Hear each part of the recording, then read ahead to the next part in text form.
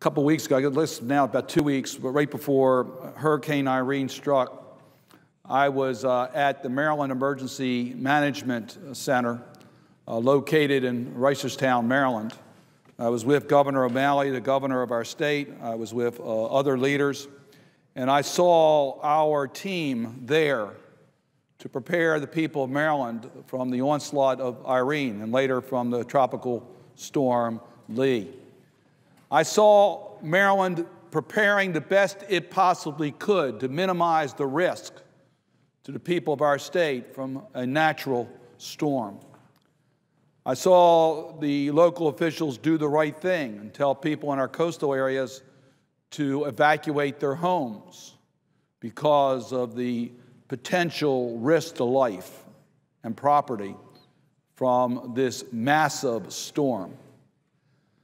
I also saw another agency that was located right there, side by side with the Maryland agencies, and that was Fema, the federal officials. These were people I met for the first time. They weren't from Maryland.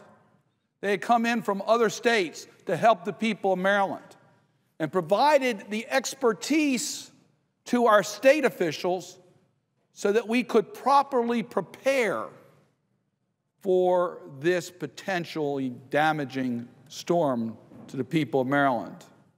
They were there. I want to thank President Obama for declaring before the storm hit emergency declarations to Maryland so that we could utilize federal resources and we could take maximum steps to minimize the loss of life and property. It was the right thing to do. And I take this time on the floor, and I'm going to talk a little bit about the damages that occurred in my state, but to point out that we have always come together as a nation to stand by those who have been devastated through these natural disasters. This has been a particularly rough year. We've seen hurricanes and storms and tornadoes and flooding and even an earthquake on the east coast of the United States. And this has really challenged our ability to respond in a timely way. We have a responsibility to make sure that our federal agencies have the resources to respond. How they were able to be in Maryland before the storm, during the storm, and after the storm. They're there now to help the people of Maryland. And our governments, our local governments, and our businesses and our residents are counting on that continued federal partnership to get us through this very, very difficult period. Hurricane Irene caused severe storms, floodings, and strong winds in the state of Maryland. It was followed by Tropical Storm Lee, which aggravated the flooding and other damage throughout the state, including damage to roads, water treatment plants, and agriculture. Our agricultural community was hit hard. Our water treatment facility plants that we depend upon to keep our waters clean and to keep our neighborhoods safe were damaged severely by the storm. I've talked to our transportation people. Roads were knocked out. Damage was caused. On the eastern shore of Maryland, as I've already indicated, there was a mandatory order for evacuation of Ocean City just the weekend before the Labor Day weekend, resulting in heavy economic losses during one of the most profitable periods during the summer for that city. The flooding in Queen Anne's County destroyed railroad tracks. I have a chart here, which this is, by the way, railroad tracks that have been knocked out by the hurricane. As you can see, this required emergency attention.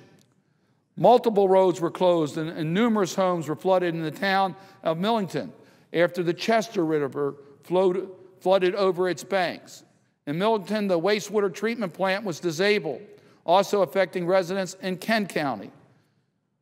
The storm in Talbot County caused roads and pipeline damage. Let me just show you this chart, if I might, because I think it points out the problem when the amount of water goes through the storm pipes. it can cause significant damage. These pipes were not able to handle the amount of water that was brought down by the hurricane and tropical storm. As a result, the pipes burst, causing the road where the pipe was under to give way, bringing about a road closure. Terribly inconvenient, of course, to the people of that region, the businesses, etc. Well, I'm showing you an example in Talbot County, Maryland, on the Eastern Shore.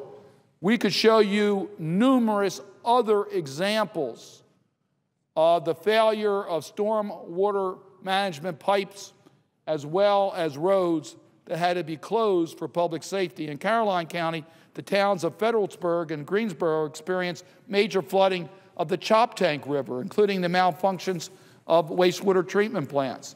In Cecil and Harford counties, Irene led to the opening of a significant number of floodgates on the Conewago Dam due to rising water levels feeding in from the Susquehanna River. This was the first time that the engineers took such measures since Tropical Storm Isabel hit in 2003.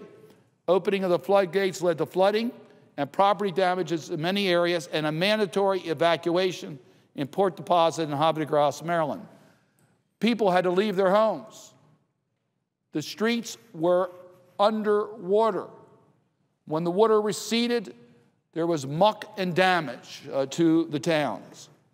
In southern Maryland, damage from metal on a roof that was blown into a transformer forced the shutdown of a reactor at Culver Cliffs nuclear power plant. In Culver County, many of the substations were damaged and rendered inoperable during Irene, resulting in widespread power outages for most customers and closed businesses for several days. You've heard about the power outages.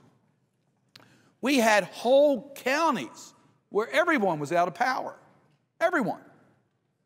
We had in most of our counties, the majority of the people lost their power, not for a couple hours, for many days, causing major disruptions to our businesses, to our families, to schools that couldn't open, and therefore parents who couldn't go to work because they had to deal with the unexpected news that the schools would be closed because there was no power in the schools itself.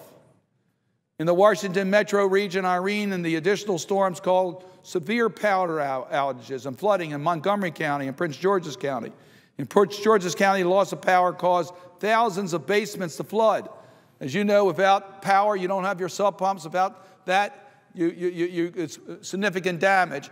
And quite frankly, Madam President, because the water came in from the low level rather than from the roof, these property owners are now being challenged as to whether their insurance will cover this damage or not. That raises the importance, I might say, of the federal protections that are available when a disaster is declared emergency by the President, because the qualifications are what insurance does not cover. All the more reason why the federal government must be there in its traditional role to help communities when a storm or emergency occurs. Hurricane Irene and subsequent storms required state and local governments to incur additional expenses due to the overtime needed for first responders who saved lives and property after the storm. I must tell you, I saw those first responders. I saw them out there working 24-hour shifts in some cases. They didn't get home to their families because they were there to help us maintain order and help reduce the loss of life and the loss of property. I want to thank President Obama for making a timely major disaster declaration for the state of Maryland in advance of the hurricane. Maryland is now eligible for federal disaster recovery dollars through the Federal Emergency Management Administration, FEMA. The state budget has already been very much impacted by this. We all understand that our states don't have the flexibility of our country. It's during emergencies that our state and local leaders look to Washington, look to their federal government to be there as a partner to deal with this issue that states cannot deal with. Congress has always acted in a bipartisan manner to help Americans and their communities recover from natural disasters. Congress has never insisted that disaster funding be offset. Let me just explain this issue because it may be confusing to the people that are watching. Yes, the Federal Emergency Management Administration has a budget. FEMA has a budget. But you can't predict the number and scope of natural disasters. No one had predicted that this storm would be as widespread as it was. Hurricane Irene affected the entire east coast of the United States. FEMA did not have in its budget that type of a scenario, along with the tornadoes that we've had, along with what's happened in the Midwest. Madam President, during this period, we've seen 48 of our states declared federal disaster recovery eligible for FEMA during recent times. This affects our entire country. Now, the people on the East Coast of the United States are looking to the federal government to be there. And we've always done this, as I said, in a bipartisan manner, without the requirement that if additional monies are needed, those monies will be appropriated by Congress. We will not ask other agencies to have to contribute towards that because that was not anticipated when we did the budget. And Madam President, I might point out, we had a very contentious fight over the Budget Control Act. That's the bill we passed that allowed us to increase our debt ceiling and set our budget allocations for FY12, the year that will start on October 1st. But as you know, there was an agreement in that Budget Control Act that permits the modification of the FY12 discretionary cap to be adjusted to accommodate additional disaster relief funding without an offset. That's what we did. We came together as one entity, recognizing that we can't predict the next hurricane, storm, earthquake, flood, tornado. We just can't predict that. So therefore, Democrats and Republicans said, adjust the cap, meet whatever disasters out there. Whether it was Katrina in Louisiana, whether it's a bridge falling down in Minnesota that the presiding officer had to deal with, whether it's tornadoes we had in the Midwest, droughts and floods that's occurred in our country, we will be there to help the people of America. We helped rebuild countries around the world. We want to make sure we're a help in the communities. I was with my colleagues from Vermont, and they shared with us the number of bridges that have been wiped out in the state of Vermont. People who have been isolated as a result of Hurricane Irene and then the Tropical Storm Lee.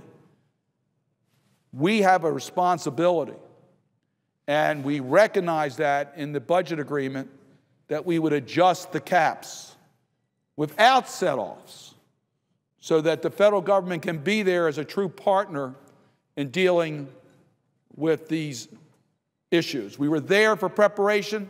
It's now time to help restore the communities. In some cases, it will take months before we're back to normal. We know that. The people know that. But they have a right to expect that the federal government will be there to help. We can live up to the historical mission of the United States to always be there to help any part of our nation that's affected by a natural disaster. I hope that we will be able to bring this issue up quickly. It should not, and the vote in the Senate Appropriations Committee indicated, it shouldn't be delayed because of offset issues. We should get the funds and resources to the agency that's needed, working with our state and local governments, working with our local communities, so that we can try to restore and rebuild those areas that have been devastated by these natural disasters. I would urge us to do that as quickly as possible.